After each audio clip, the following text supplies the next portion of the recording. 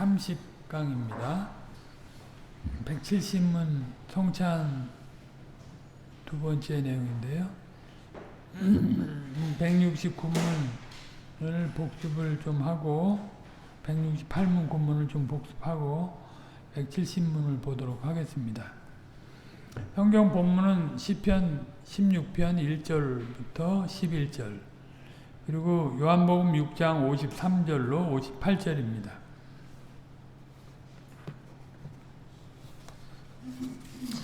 하나님이여 나를 보호하소서. 내가 주께 피하나이다. 내가 여호와께 아뢰되 주는 나의 주시오니 주밖에는 나의 복이 없다 하였나이다.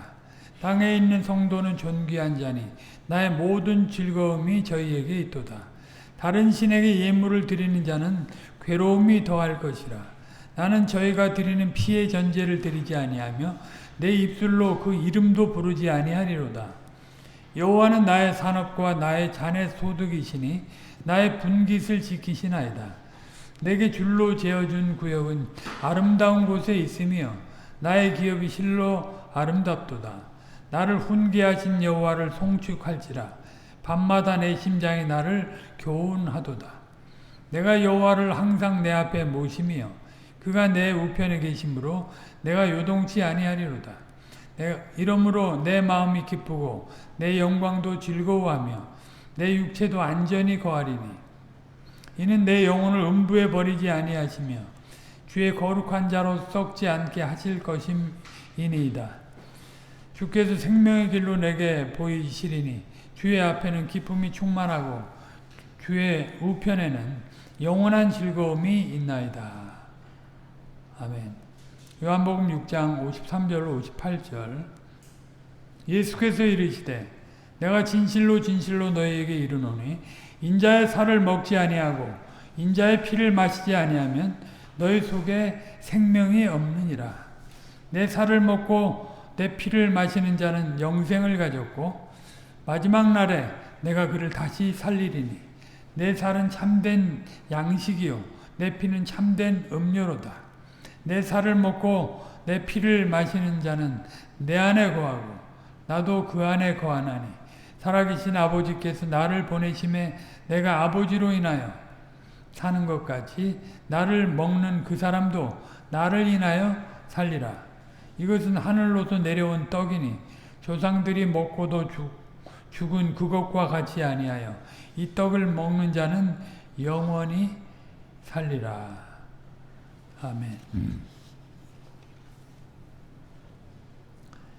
예, 우리가 이제 지난 시간에 이제 성찬에 관한 주제를 살피게 됐는데 168문에서는 성찬이란 무엇인가 하는 주제.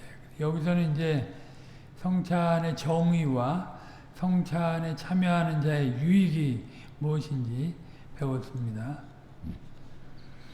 그리고 169문에서는 성찬을 어떻게 주고받는가 하는 주제를 살펴봤습니다. 하나님께서 이제 교회의 선물로 말씀 사역자를 세우시는데 이제 예수 그리스도께서 그 성찬을 하실 때 하신 방식으로 이제 그 똑같이 성찬을 시행을 하는데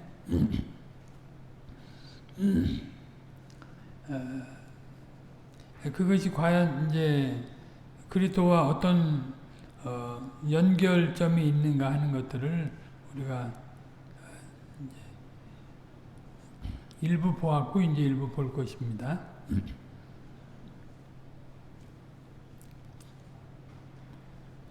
첫째로 성찬은 주님이 정하신 규례로서 신약의 성례인데 특별히 떡과 포도주를 주고받음으로써 그리스도의 죽으심을 나타내 보이는 성례다 하는 것이고 반면에 세례는 물로 씻어 삼위 하나님과 연합시키는 성례라고 했습니다.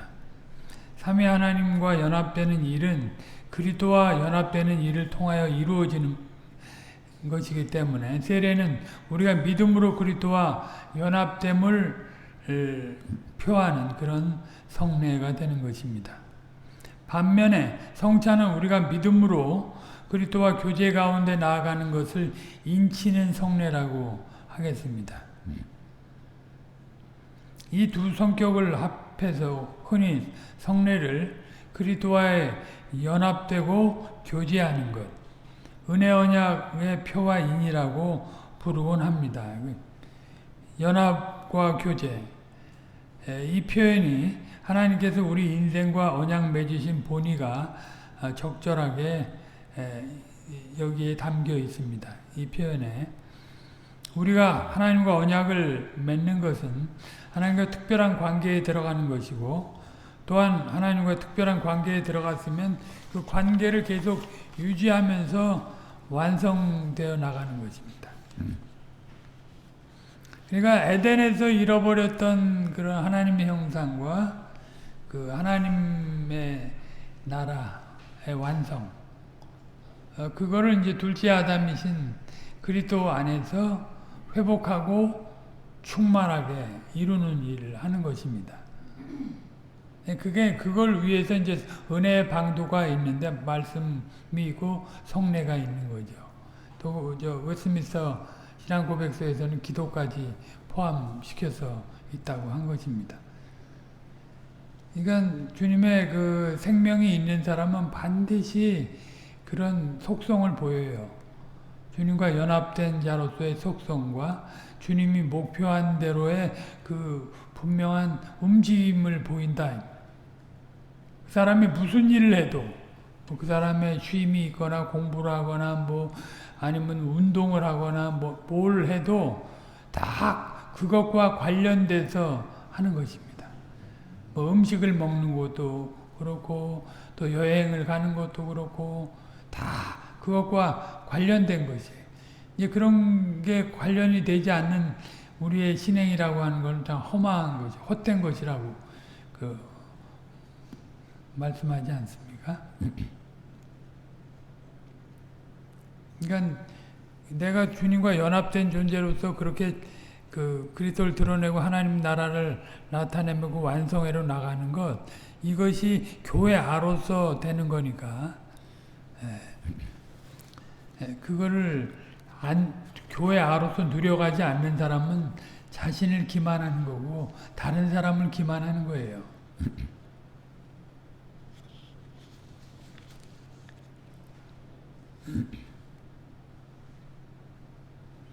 그런데 세례는 이제 그리스도와 연합되는 것만 표하고 성찬은 그리스도와 교제하는 것만 인친다고 생각할 것까지는 없습니다. 그렇게 구분은 하지만 사실 연합 이후에 뭐 아무것도 세례를 받은 것이 없나?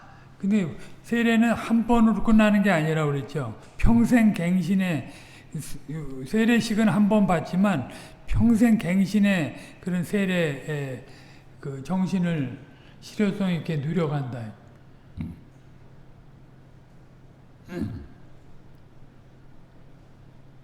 마찬가지로 성찬이 우리 평생에 반복 시행됨으로써 우리가 그리스도의 참된 몸과 피를 먹고 마시는 사실, 우리가 그리스도로 말미암아 사는 사실을 잘 드러내기는 합니다만 이 사실 자체가 우리와 그리스도가 연합된 것을 전제하고 하는 거죠. 교제가 주된 것으로 나와 있지만 사실은 연합을 계속 이루는 삶을 살아가는 거죠. 그러니까 그걸 이제 그렇게 구분을 해보지만 전혀 별개의 것이 아니다. 그것입니다. 그래서 168문에서 성찬의 유익을 설명하면서 이런 표현을 사용하는 것입니다. 우리가 이거 이미 본 건데요.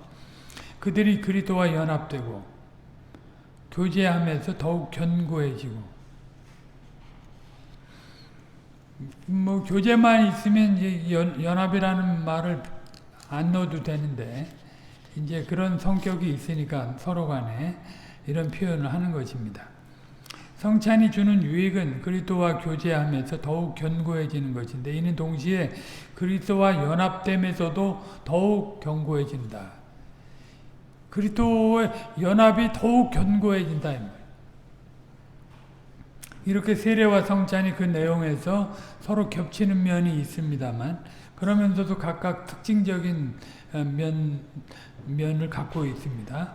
사도 바울이 고린도전서 10장에서 출애굽을 이스라엘의 세례로, 광야에서 만나와 반석의 물을 먹은 것을 이스라엘의 성찬으로 설명을 하는데, 세례는 이스라엘이 우상을 섬기는 집에서 해방된 사실을, 성찬은 이스라엘이 하나님이 주시는 것으로서 하나님을 가까이 하고 하나님의 인도를 받아 살아가는 사실을 가리킵니다.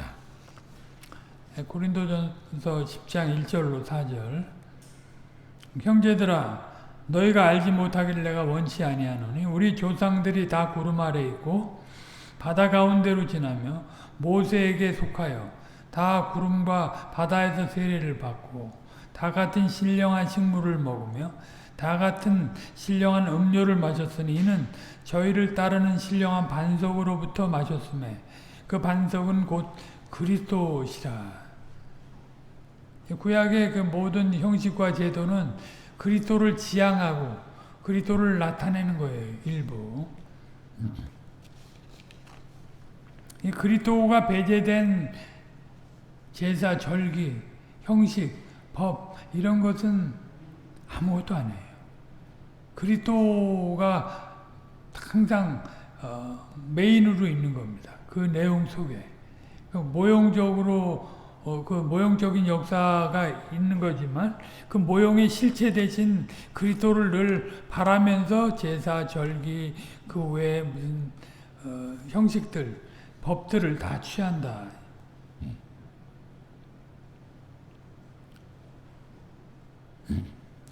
사도는 출애굽을 이스라엘의 세례로 설명하면서 그들이 모세에게 속하여 세례를 받았다고 했습니다. 좀 더 정확하게 모세 안으로 세례를 받았다고 번역할 수 있습니다. 출애굽은 앞서 말씀드린 대로 우상 섬기던 집에서 해방되어 하나님을 섬길 수 있는 상태로 옮긴 것입니다. 우리가 레위기에서 배운 대로 부정한 상태에서 정한 상태로 옮긴 것입니다. 신약의 표현으로 보면 사단의 권세에서 이제 아들의 나라로 이끄는 일을 한 거죠. 아무튼 이와 동시에 그 모형적 역사 속에서는 모세와 연합되는 것입니다.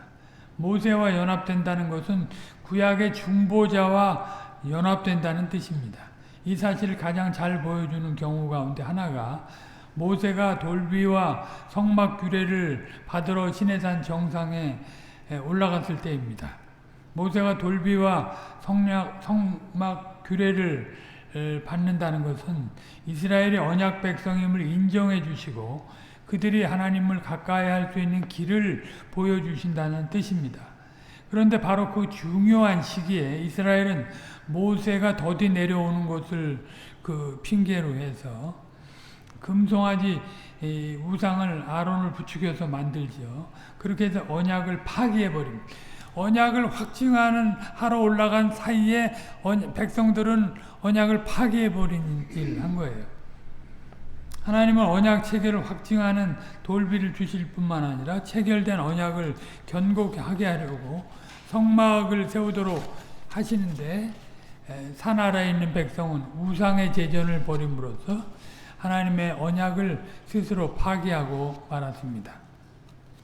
이런 것을 보면 언약을 체결하는 일만 아니라 언약을 유지하는 일도 오직 하나님의 은혜로만 가능합니다. 언약이 체결되면 언약의 의무가 우리에게 주어집니다만 우리가 그 의무를 행하여 언약을 유지하려면 하나님의 은혜가 필요합니다. 시작도 진행도 완성도 다 하나님의 은혜지요. 모든 것이 다 은혜예요. 이스라엘처럼 우리 스스로는 하나님의 복된 약속을 믿지 못하고 하나님의 법을 순종할 수 없습니다. 이게 주님이 우리의 상태를 다 아시는 거예요. 전적 무능력과 부패를 다 아시는 거죠. 그러니까 그걸 벗어날 방도를 말씀과 성신으로 주신 거예요. 성례는 보이는 말씀으로 주신 거죠. 네.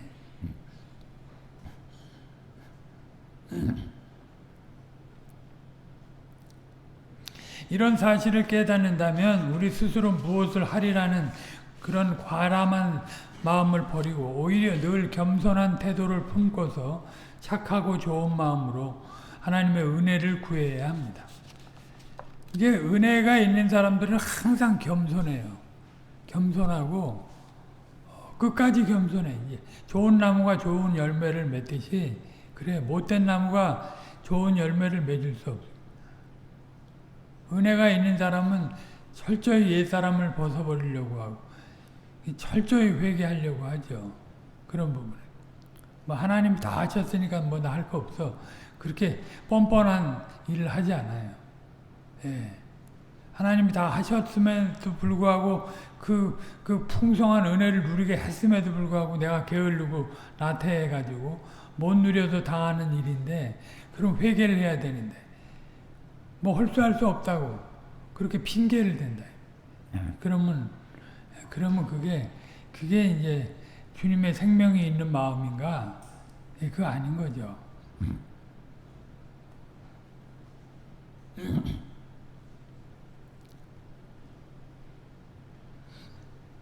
그러니까 우리는 아주 절대 높은 마음을 먹을 수가 없어요. 늘 겸비한 마음으로 하나님의 은혜를 구해야 됩니다. 모전에도 말씀드렸지만 사도들조차도 그런 병 고치고 귀신을 쫓아내는 그런 능력을 받았지만 자기들이 임의로 사용할 수 없는 거예요. 주님께 은혜를 구하고 쓸 수 있는 거죠. 그걸 귀신 들린 자 와서 고쳐달라고 그러면 안 되잖아요. 예, 그러니까 기도에 대해서 가르쳐 주시잖아요. 그러니까 이게 사도들이라도 겸손해야 돼. 겸손. 예. 겸손하지 않으면 답이 없습니다. 믿음은 순종하고 맞붙어 있어요. 로마서 1장 5절에 보면 믿어 순종케 한다 그랬어요. 복음이. 이신칭의 복음이 믿어 순종케 한다. 1장 5절. 순종이 없는 믿음은 없는 거죠. 순종이 공로가 되는 게 아니지만 순종은 영광이지만 그게 우리의 열매가 돼야 하는 거죠. 이스라엘이 우상을 섬기면서 언약을 파기한 까닭에 하나님께서 크게 진노하셨습니다. 출애굽기 32장 9절로 10절을 보면 여호와께서 또 모세에게 이르시되 내가 이 백성을 보니 목이 곧은 백성이로다. 그런즉 나대로 하게 하라. 내가 그들에게 진노하여 그들을 진멸하고 너로 큰 나라가 되게 하리라. 아브라함에게 약속했던 게 있잖아요. 너의 씨로 말미암아 열국이 열국의 아비잖아요. 아브라함이.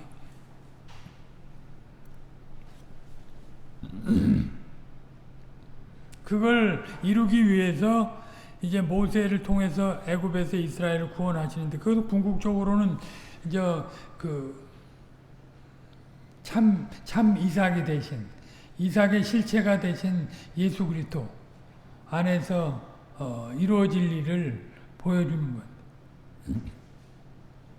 그러니까 이스라엘 백성들이 그 큰 구원을 받고 그 10가지 재앙에서 보호를 받고 나와서 계속되는 시험 속에서 이제 계속 주님이 구원을 베푸심에도 불구하고 그걸 다 보고 나서도 이렇게 언약을 파기하는 일을 하니까 주님이 진노하시는 거죠. 그리고 차라리 내가 너를 통해서 큰 나라를 이루게 하겠다. 그러니까 아브라함의 후손이 그걸 못하면 주님은 돌이라도 들어서 하신다고 그래요. 아무튼 그런 중심으로 그렇게 하신 거죠. 거룩하신 하나님께서는 언약을 파기한 이스라엘을 진멸하고 새롭게 모세로 큰 나라를 세우겠다 하셨습니다. 그러나 모세가 이스라엘 중보자로서 백성을 위하여 기도하였고 그 기도를 들으신 하나님께서 그 마음을 돌이키시고 언약을 새롭게 체결하셨습니다. 이건 하나님의 진짜 언약적 궁율이에요. 예. 이렇게 하실 필요가 없는데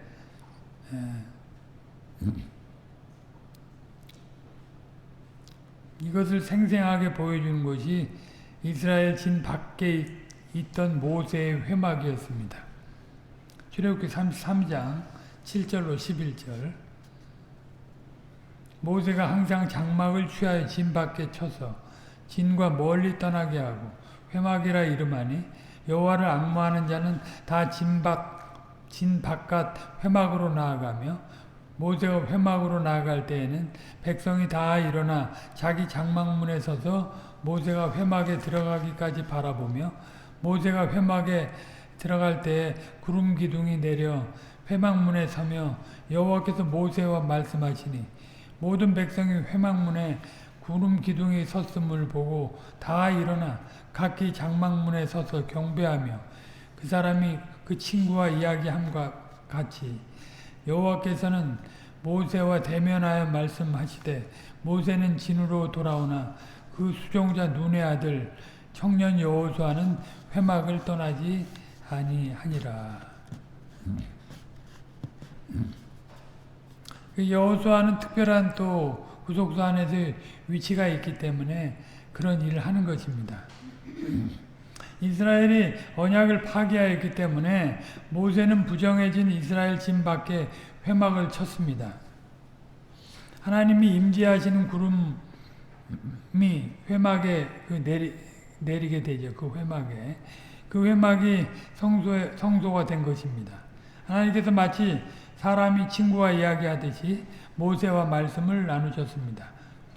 이 대화에서 모세는 이 회막에서 자기 백성의 용서와 구원을 위하여 하나님께 아뢰었습니다. 이렇게 하나님과 대면하여 말씀을 나눈 모세가 진으로 돌아왔습니다. 하나님의 진노 아래 있던 이스라엘에게 구원의 길을 가르쳐 준 것입니다. 그러니까 우리가 오전에도 봤지만 그 로마서 9장 1절로 5절 바울이 그리스도에게서 끊어질지라도 원하는 바 이스라엘 백성들이 회개하는 거예요. 회개하는 거. 지금 모세가 그런 심정으로 지금 하나님께 구하는 거죠. 중보로. 얼마나 자기가 이스라엘 민족을 돌아보려고 했다가 그냥 또 된통 혼나가지고 40년 동안 나가서 고생하고 또 와가지고 또 돌아보는 일을 할 때 얼마나 수고를 했습니까? 그런 걸 생각해보면 그걸 대적하고 덤비는 자들을 두 번 심판에서 없애달라고 할 만한데 그렇게 하지 않고 주님이 이 백성을 끌고 나와가지고 멸하시면 주님의 이름이 어떻게 되겠습니까? 늘 주님 중심으로 그리고 또 백성들 어떻게든지 구하려고 그런 태도를 보인 거예요. 신자들은 이런 심성을 가져야 됩니다.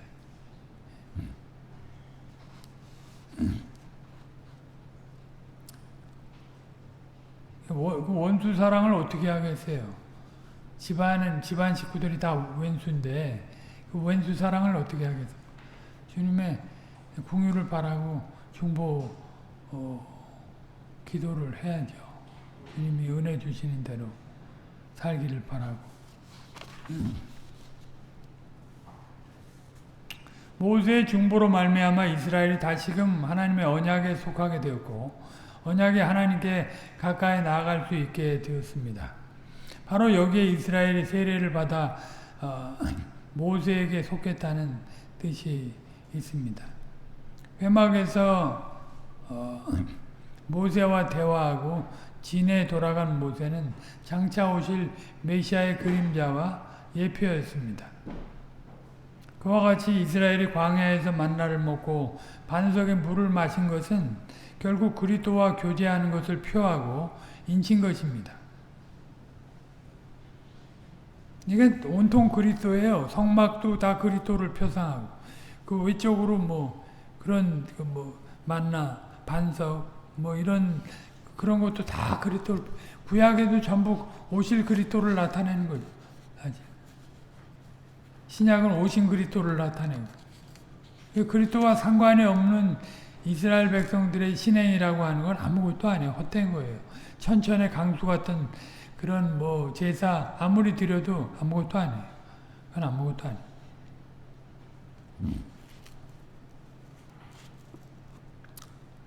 하나님께서 하늘에서 만나를 내려주신 것은 사람이 떡으로만 사는 것이 아니요 하나님의 입으로 나오는 모든 말씀으로 사는 것임을 깨우쳐 주시기 위함입니다. 마태복음 그 4장 4절에 나오죠. 사단이 예수님을 그 시험할 때 이 말씀을 인용해서 쓰시는 거 아니에요. 이스라엘이 여호와의 말씀에 순종해서 만나를 먹으면 여호와의 약속을 믿고 가나안으로 전진할 수 있었습니다. 그저 가나안 땅을 얻으려고 하는 것이 아니라 하나님께서 주신 기업에 나아가서 여호와를 기업으로 삼으려 했을 것입니다. 시편 16편 5절로 6절 여호와는 나의 산업과 나의 잔의 소득이시니 나의 분깃을 지키시나이다. 내게 줄로 재어준 구역은 아름다운 곳에 있으며 나의 기업이 실로 아름답도다. 구약의 그 형식, 외적인 형식들은 다 그리스도를 나타내는 거니까 가나안의 영역, 예루살렘의 위치, 시온, 시내산, 성전, 뭐 성막, 다 그리스도를 나타내는 거예요. 그리스도 오실 그리스도의 인격과 사역을 보여주는 거죠. 가시적으로. 모압 여인 룻이 나오미를 보고 따라오지 않습니까? 나오미한테 뭐 기대할 게 있어요? 아무것도 없죠. 이제 완전히 거렁뱅이가 돼가지고 모압에 왔다가 완전히 거렁뱅이가 돼가지고 돌아가는 판인데 나이도 늙었고 형사취수법이라고 뭐 나오미가 새로 시집가가지고 애를 낳아서 룻에게 줄 수도 없는 그런 나이고 그런데 쫓아가잖아요. 왜? 그 어머님의 하나님이 나의 하나님이다. 그 영역이 가나안의 영역이 그 여호와 하나님의 영역이고 거기에 온 인류의 구원이 달렸다. 이런 생각을 하고 따라오는 거죠. 그게 큰 소망이지. 자신의 그냥 내일의 행복, 미래, 번영, 뭐 꿈 이거 봤으면 오르바처럼 돌아가야지. 오르바처럼 돌아가야지. 나이가 아주 젊은 과부인데 보아스하고 나중에 이제 혼인하게 될 때도 그렇지 않습니까? 보아스가 나이 많은 사람인데 뭐 이게 무슨 늙은이하고 젊은 과부의 로맨스도 아니고 그 서로 그리스도 안에서 그리스도를 바라는 그런 구약 백성으로서 그런 믿음의 태도로 나오미도 그렇고 보아스도 그렇고 룻도 그렇고 그 계보의 그 메시아의 오심과 관련된 그 계보에 참여하려고 그런 혼인을 꾸민 거잖아요. 그러니까 이게 그 모형적인 역사 속에서도 얼마나 믿음의 그 삶을 살았나 알 수 없어요. 그 희미한 계시 속에서. 근데 우리는 지금 그리스도 안에서 완벽하게 대낮 같은 세상 속에 살아가는데 여전히 무슨 내일 무슨 뭐 행복을 찾고 내일 번역을 찾고 내일 어떻게 돈 떨어지면 어떡할까 내일 집 없어지면 어떡할까 내일 뭐 건강 없어지면 어떡하나 그러고 살면 되겠어요? 뭘 바라보고 사는 거예요? 그리스도인이 교회 아로서 새 사람을 드러내고 하나님 나라를 나타내려고 그건 다 은혜의 방도로 주셨으면 그 안에서 누리고 자라가고 그리스도의 장성한 분량이 충만하게까지 에베소서 4장 13절 말씀처럼 그렇게 나가야지. 그 일을 위해서 일주일을 계획하고 1년을 계획하고 그렇게 살아가야지. 아무 생각 없이 그냥 되는 대로 그렇게 살면 안 됩니다. 구약에서도 하나님이 주신 그 성례, 성소, 이거 그 구역이 얼마나 아름다운가. 그 그리스도를 바라보니까 아름다운 거지. 예. 시인은 여호와께서 주신 기업에서 농사를 지으면서 여호와를 전부로 삼았습니다. 기업이 여호와가 나의 기업이다 할 때는 여호와가 전부예요. 목사하고 장로, 집사만 여호와를 전부로 살아갑니까? 다 그렇죠. 모든 성도들이 여호와가 나의 기업이다.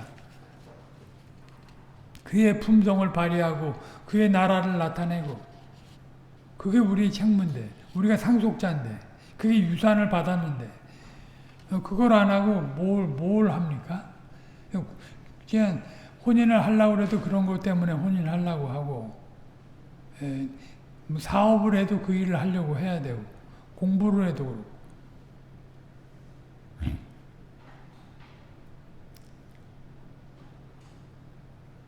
여호와를 자기 기업으로 삼았기 때문에 자기에게 주신 기업의 땅이 아름다웠습니다. 이게 믿음의 안목이죠. 이웃의 땅과 비교할 필요가 없었습니다. 혹 척박한 땅을 받았더라도 그는 부지런히 일해서 그 땅을 아름다운 농지와 포도원으로 만들었을 것입니다. 마찬가지로 하나님을 전부로 아는 신자는 육신의 부모, 육신의 자녀, 남편이나 아내를 탓하지 않습니다. 이게 죄의 특징이 뭡니까? 다 핑계 아니에요.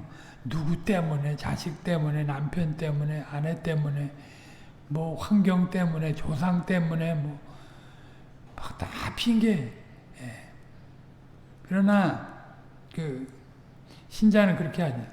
하나님께서 주신 그 관계에서 하나님을 사랑하는 마음으로 하나님께서 기뻐하시는 일을 이루려고 할 뿐입니다. 신자는. 그 신자를 통해서 그 관계, 그 소명이 아름답게 바뀝니다. 이것이 바로 그리스도를 행하는 것 아닙니까? 구약 시인이 그 기업에서 그리스도를 믿는 믿음으로 행한 까닭에 그리스도와 같이 하나님을 전부로 알고 아름다운 기업을 일구었습니다. 그 모압 여인 룻이 어떻게 그 다윗의 계보가 됩니까? 메시아의 계보가 됩니까? 모압 암몬 여호와의 총에 들어오지 못한다고 했는데 그런데 개별적으로는 들어오는 거예요. 믿음으로.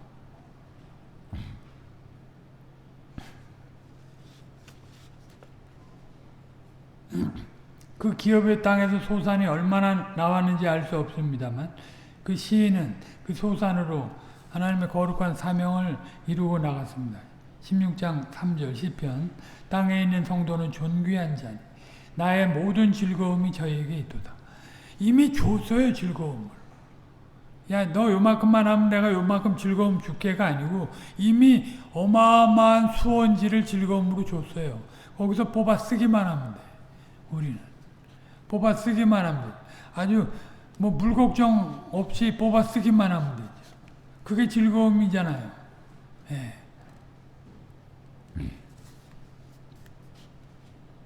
성도를 존귀한 자로 하는 그 마음, 거룩한 교회로 서나가는 데에서 모든 즐거움을 얻는 그 태도가 바로 거룩한 백성의 사명을 이루는 거 아닙니까?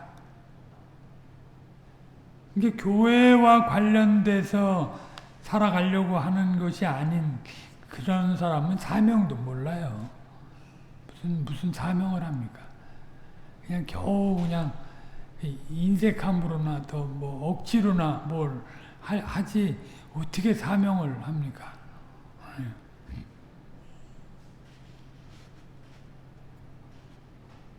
우리의 사명은 그리스도의 심정을 품고 형제를 참으로 사랑하고 함께 거룩한 교회로 서 나가는 것입니다. 이 사명은 돈이나 학문으로 이룰 수 있는 게 아닙니다. 오직 그리스도를 믿는 믿음으로 그리스도와 같이 형제를 위하여 자기 목숨을 기꺼이 버리는 사랑으로 이룰 수 있습니다.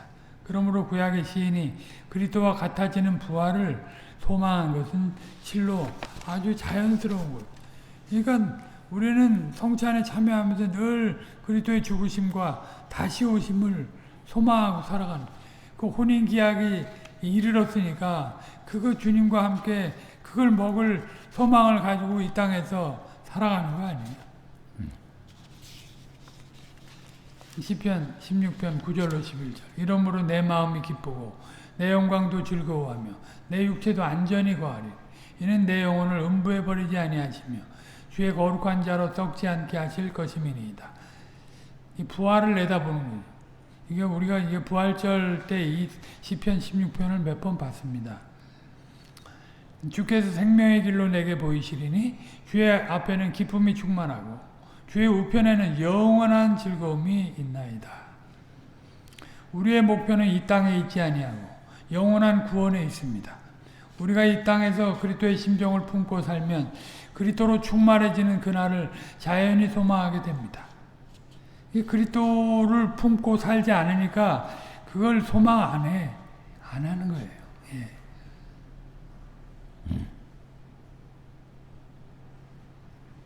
우리가 연약해서 특별히 이 땅에서 그리스도로 행하는 길에는 고난이 그림자와 같이 따르고 게다가 우리가 연약해서 그리스도로 행하지 못하는 경우가 많기 때문에 우리의 마음은 그리스도로 행하는 길에 아무 장애가 없는 그날 그리스도를 온전히 드러낼 수 있는 그 영원한 순간을 자연히 바라게 되는 거죠.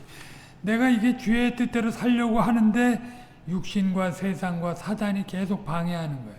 그러니까 소망이 뭐예요? 이것이 다 이제 심판되고 완전한 주님과 하나가 되는 날을 소망하는 거잖아요. 근데 이거를 하지 않으니까 소망도 안 해. 예. 이거를 꿈꾸고 살아가지 않으니까 소망도 안 해. 주님 만날, 주님 뭐 오시면 오는 거지 뭐. 예. 오시면 오는가 보다. 내가 가게 되면 가겠지. 예. 그런 생각을 해. 이 땅에서 살지라는. 눈이 번해가지고, 눈이 그야말로 이제 이 눈동자가 초점도 없고 세상으로만 자꾸 왔다리 갔다리 눈알을 돌리는 거죠.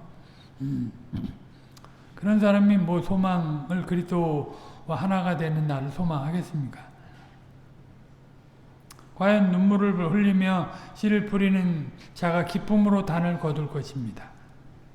눈물을 흘리지 않으려는 사람은 기쁨의 추수를 거두지 못할 것입니다. 여러분들이 그 전도하려고 하는데 안 돼가지고 눈물 흘려 보시기도 해야 되고, 그거 해야 돼, 그런 걸. 뭐, 되면 되고 말면 말고, 이렇게 살면 안 되죠.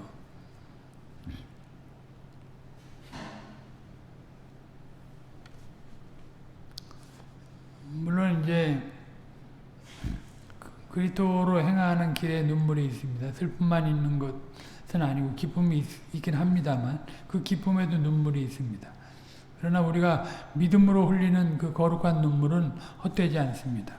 주님께서 우리 눈에서 모든 눈물을 닦아주시는 그날을 우리가 기다리고 있는 것입니다. 요한복음 그 21장, 요한계시록 21장 4절, 그게 나오죠. 우리 주님이 우리를 신원해 주시는, 계시록 7장 17절에도 나오고. 그러므로 믿음으로 흘리는 눈물에는 소망의 빛이 아름답게 반짝일 것입니다.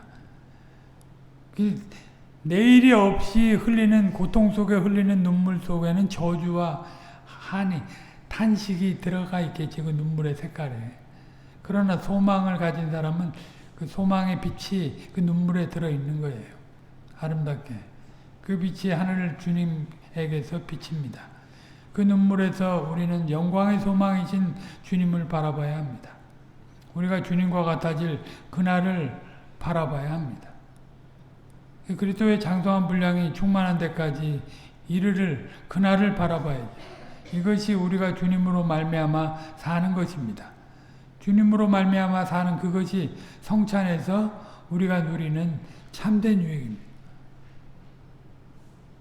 성찬에서 주님과 교제하는 건데, 연합된 우리가 교제하는 건데, 그 완전한 나를 소망하면서 그 일을 하는 거잖아요. 그런 주님으로 말미암아 사는 그런 흔적이 없이 거기 참여하면 그게 저주가 아닙니까? 저주죠. 이제 170문답 성찬과 관련된 새로운 주제 또 보도록 합니다. 문답 170문답 같이 한번 읽겠습니다. 주님의 성찬에 합당하게 참여하는 사람들은 어떻게 주님의 몸과 피를 먹고 마십니까? 그리스도의 몸과 피는 주의 성찬에서 물질적으로나 육신적으로 떡과 포도주 안에 혹은 그것들과 함께 혹은 그것들 아래 있지 아니하고 떡과 포도주가 그것들을 받는 사람들의 감각에 참되고 실제적으로 현존하는 것만큼 그들의 믿음에 영적으로 임재합니다. 그처럼 주의 성찬에 합당하게 참여하는 사람들은 물질적으로나 육신적인 방식이 아니라 영적인 방식으로 그리스도의 몸과 피를 먹고 마십니다. 하지만 그들이 믿음으로 십자가에 달리신 그리스도와 그분의 죽으심의 모든 유익을 받아 자신에게 적용할 때 그것은 참되고 실제합니다. 여기 이제 물질로 먹고 마시는 것, 기념으로 먹고 마시는 로마 캐토릭의 그 화채설이나 루터의 공제설이나 주빙글리의 기념설 이런 것들을 다 고려한 그런 것들을 다 염두에 두고 우리는 그렇게 참여하는 게 아니라 영적 임재설 그걸 믿는다고 하는 내용을 분명하게 고백하는 것입니다. 여기 그들의 믿음에 영적으로 임재합니다. 주님이 우리가 믿음으로 참여할 때 영적으로 왜냐하면 주님은 신령한 몸으로 하나님 보좌 우편으로 올라가셨잖아요. 그 몸은 편지할 수가 없어요. 주님은 편지하신 분이시지만 그 신령한 몸을 가지고 계신 주님의 우편에 계신 하나님 우편에 계신 그분은 편지할 수가 없어요. 그러니까 우리에게 함께 하시는 것은 말씀 성신으로 함께 하시는 거예요. 영적으로 함께 하시는 거예요. 우리가 169문에서 주님께서 성찬에서 떡과 포도주를 어떻게 주고받도록 정하셨는지 살폈는데 170문에서는 받은 떡과 포도주를 어떻게 먹고 마시는가 하는 주제가 다루어집니다. 169문에서는 그러니까 떡을 취해가지고 축사하고 기도하고 또 떼어서 나누는 이게 네 가지 이것을 한다고 했어요. 그것이 예수님이 가르쳐 주신 건데 그 이제 신약에는 목사를 선물로 주셔갖고 그 일을 한다는 거죠. 그 방식으로. 그렇게. 170문에서는 받은 떡과 포도주를 어떻게 먹고 마시는가. 이 떡이 진짜 이게 그리스도의 살로 바뀌는가? 아니면 떡 밑에 계시나? 저것도 없지. 그냥 기념만 하는 건가? 아니다. 영적으로 우리는 그걸 믿음으로 경험하는 거다. 하는 거죠.